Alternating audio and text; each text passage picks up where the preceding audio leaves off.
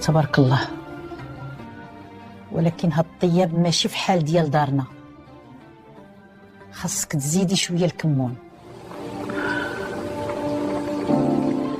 واخا خالتي على راسي وعيني، المره الجايه غادي ندير خاطرك. ضعاف من نهار تزوج بك، خاصنا كنشوفوا شي حل.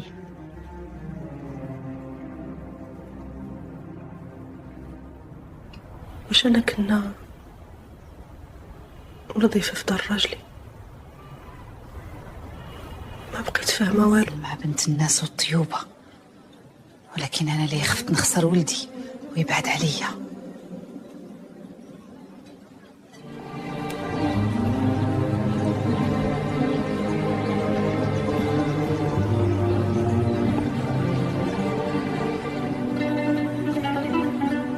الحمد لله كل شيء بخير معكم.